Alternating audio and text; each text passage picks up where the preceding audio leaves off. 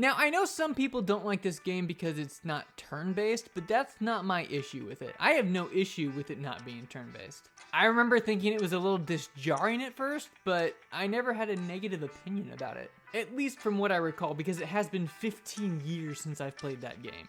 From what I remember, there were two big things I did not like about this game. The first thing that I'm going to talk about is the switching of perspectives. At first, I thought it was a really cool idea. Okay, you're kind of doing a 3D thing with Paper Mario, but it's not quite 3D because you're still always in 2D, but you just happen to be exploring the world in 3D, and I actually thought that was pretty cool, and I was enjoying it at first, and then it got very repetitive. I don't know if Mario gets any other abilities in the game, but that is the one that I remember, and I remember thinking that it was so overdone and overused, and it would have been really cool for like a level, or like one of his few abilities that he had to bust out every once in a while, but it just felt like it was an unnecessary amount.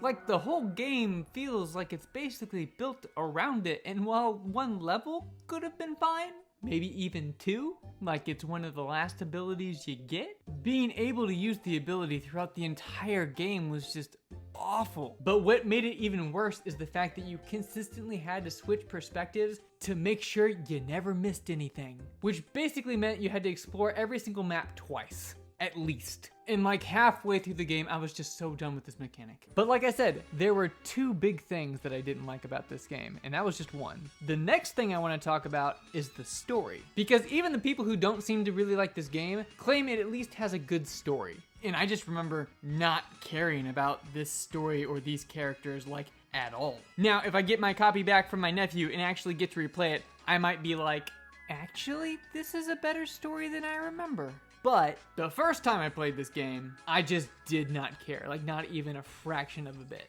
And I also didn't like the fact that the story seemed like it had nothing to do with the Mario universe. I don't remember why he was in the world he was in, but it just didn't feel like Mario at all. Like with all these pixel characters and stuff, it felt like he got sucked into a 90s computer. No joke. It seriously felt like this game was being developed with completely different characters in mind, and then they realized, oh, we need a new Paper Mario game, just have this be Paper Mario. I'm not trying to claim that's what actually happened. In fact, I doubt that's what actually happened, but it feels like that's what happened.